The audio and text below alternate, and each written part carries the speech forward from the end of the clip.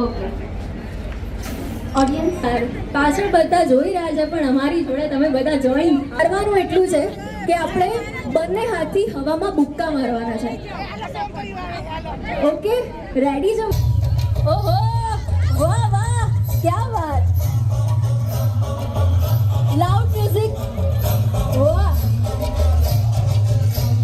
રંગો ચહેરો છે, બસ આમ જ તમે હસતા રહો અને દેશ માટે બસ આવી જ રીતના અવિરતપણે કાર્ય કરતા રહો તેવી શુભેચ્છા.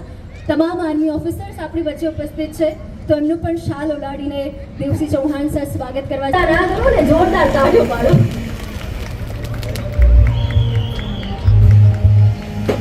અને દોસ્તો આપ સૌને ખબર છે આજે 14 ફેબ્રુઆરી કે જેને આપણે બ્લેક ડે કહીએ છીએ. આ કાળો દિવસ હંમેશા યાદ રહેવાનો છે. વીરોના બલિદાનથી દેશ ગૌરવની સાથે હસતા હસતા એ શહીદોને દેશ હંમેશા નમન કરે દિલથી. અને એમના માટે શહીદ માટે કહેવાય કે વતન માટે જેણે લોહી વહાવ્યું છે, એમની યાદમાં આજે આખું વતન રડવા માટે. સેન્સર શ્રી દેવસિંહ ચૌહાણ સર, આપને પણ હું હવે માઇક આપવા માંગીશ ને આપ પણ બે શબ્દો. ભારત માતા કી વંદે. આજના આ 14મી ફેબ્રુઆરીના દિવસને સમગ્ર ભારત વર્ષની જનતા આ શહીદીને ક્યારેય ભૂલી નહીં શકે કે દેશ માટે આપણા વીર જવાનોએ પુલવામામાં જે શહીદી વહોરી અને આપણે સૌ એના સાક્ષી પણ રહ્યા કે એનો બદલો પણ દેશના યશસ્વી પ્રધાનમંત્રી નરેન્દ્રભાઈ મોદી સાહેબે સરહદ પાર જઈને લીધો હતો. એ ઘટનાને આપણે હંમેશા યાદ કરીએ છીએ, પરંતુ નવી પેઢી કદાચ 14મી ફેબ્રુઆરીને જે રીતે મનાવે છે અને જે રીતે આ ગૌરવની ઘટના, અને એક રીતે કહી શકાય કે આપણા માટે એક એવી ઘટના, દેશભક્તિ માટેની આ ક્ષણ છે કે જેને આપણે ખૂબ ભાવનાત્મક રીતે વાત કરીએ તો એના વિશે વાત કરવી આ નવી પેઢી માટે કદાચ એવું લાગે, પરંતુ આજે આપણે જે સુરક્ષિત છીએ, આપણું પરિવાર સુરક્ષિત છે, તો આવા આપણા શહીદ અને એના પરિવારજનોને પણ યાદ કરીએ છીએ ને આવા આપણા રિટાયર્ડ સૈનિકો કે જેમણે પોતાનું આખું જીવન દેશની સુરક્ષા માટે સમર્પણ કર્યું છે, એનું સન્માન આજે થઈ રહ્યું છે. હું પોતે પણ ભાગ્યશાળી સમજુ છું કે આવા આપણા જેમને પોતાનું જીવન યુવાની દેશ માટે આપી છે એવા આપણા નિવૃત્ત સૈનિકોને અને સૈનિક પરિવારજનોને આજની ક્ષણે ખૂબ ગૌરવ સાથે એમને નમન કરીએ છીએ. એમને ખૂબ આપણે શુભકામનાઓ પાઠવીએ કે આપે દેશ માટે જીવન આપ્યું છે, હજુ પણ આપ દેશ માટે કામ કરતા રહો અને ઈશ્વર આપણને એવી શક્તિ આપે. આપના તરફથી અમને સૌને આશીર્વાદ મળતા રહે અને આપનું માર્ગદર્શન મળતું રહે.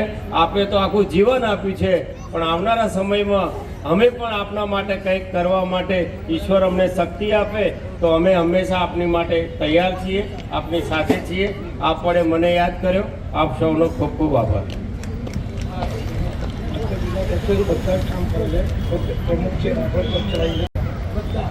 આ જે વડીલો છે એ બધા એક નિવૃત્ત ફૌજી જવાનો માટે એસોસિએશન ચલાવે છે અને મધ્ય ગુજરાતના સૌ એસોસિએશનના હોદ્દેદારો છે. રાઇફલ ક્લબ પણ ચલાવે છે. એટલે નવી પેઢીને રાઇફલ શૂટિંગ શીખવું હોય તો આ વડીલો એમનો સમય શક્તિ આપવા માટે તૈયાર છે. એટલે નવી પેઢી પણ રાઇફલ શીખવા માટે આ રાઇફલ ક્લબમાં જાય એવો એમનો આગ્રહ છે. હું પણ કદાચ સમય મળે રાઇફલ ક્લબમાં જરૂર આવીશ અને આપણા બધાની સાથે રહી અને આપે જે કૌશલ્યથી દેશની સેવા કરી છે એ કૌશલ્યને શીખવા માટે પ્રયત્ન કરીશ. આપ સૌનો ખૂબ ખૂબ આભાર. અને આપ પણ અમારી વચ્ચે ઉપસ્થિત રહ્યા, અમારા માટે ભાગ્યશાળી મોમેન્ટ છે. અને આપે જણાવ્યું એ જ પ્રમાણે રાઇફલની આપણે તમે કાર્યક્રમ ગોઠવજો. આપણે આવી જ રીતના બધા ભેગા થઈશું કે નહીં? હા કે ના? ઓકે, તો એ કાર્યક્રમમાં ઉપસ્થિત રહી. પણ એ પહેલા સર પણ અહીંયા ઉપસ્થિત છે. સર, તમારી કોઈ મેમરી અમારી સાથે? જય મહારાજ. આજે આપણે એકત્રિત થયા છે એક તો વેલેન્ટાઇન ડે છે, બીજો બ્લેક ડે. 14 ફેબ્રુઆરી 2019માં આપણા 40 સૈનિકો શહીદ થઈ ગયા. એટલા માટે આજે બ્લેક ડે ઉજવાય છે. અમને અહીં આમંત્રણ મળ્યું, અમે પધાર્યા છે. બીજું, અમારું મધ્ય ગુજરાત એક્સર્વિસમેન એસોસિએશન જે નિવૃત્ત સૈનિકોને સહાય કરે છે, અને અમારા એસોસિએશનમાં લગભગ આપણે ખેડા જિલ્લો હતો, ત્યાર પછી આણંદ જિલ્લો થયો, હવે મહીસાગર જિલ્લો થયો.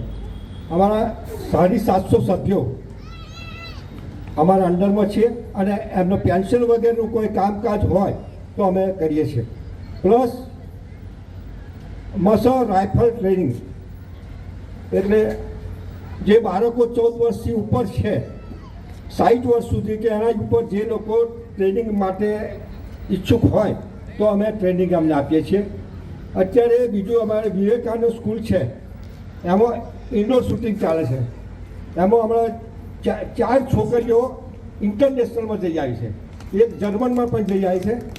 એમાં મારે કહેવું પડે કે ભાઈ અમારા ભાઈએ ટ્રેનિંગ લીધે છે, કિશનભાઈ ટ્રેનિંગ આપે છે, આપણા વિશાલભાઈ દેસાઈ એ પણ ટ્રેનિંગ આપે છે.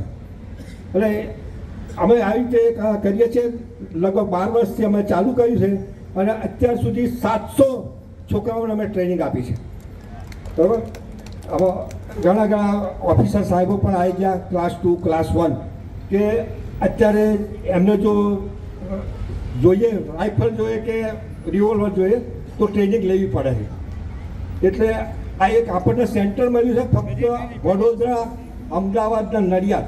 આપણે ભાગ્યશાળી છે. અત્યારે અમદાવાદમાં જો ટ્રેનિંગ લેવી હોય તો ત્યાં લાઈન લાગે છે, પણ આપણે વર્ષમાં 3 વખત આપણે ટ્રેનિંગ આપીએ છીએ. જ્યારે છોકરાઓ ભેગા થાય તો દિવાળી ઉપર, ત્યાર પછી ઉનાળામાં પણ આપી જાય, વચ્ચે ટાઈમ મળે તો છોકરાઓ વધારે ભેગા થાય તે રીતે આપીએ છીએ. એટલે જે છોકરાઓ માણસ ઈચ્છે તો અમારો જરૂર સંપર્ક સાથે. વિવેકાનંદ સ્કૂલમાં સવારે 9 થી 12 અને સાંજે પણ ટ્રેનિંગ લેશે છોકરા. જય હિન્દ. ભારત માતા કી જય. મને આજે ખબર પડી હો,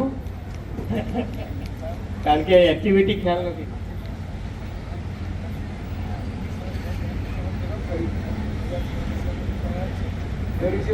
ના, એ તો સમજી ગયો, પણ અમે કંઈ જાણતા ન હોય એટલે અમે કેવી રીતે. પણ આજે મેં જાણ્યું છે, એટલે રાઇફલ ક્લબ એસોસિએશનને મારી તરફથી મારી ગ્રાન્ટ 5 લાખ રૂપિયાની જાહેરાત કરું છું. તમને જે પણ સંલગ્ન સગવડ જોઈએ એ સગવડ એમાંથી ઊભી કરજો, અને સરસ ક્લબ ચલાવજો, અને અનુકૂળતા હશે તો હું પણ એનો સભ્ય બનીશ. Thank you.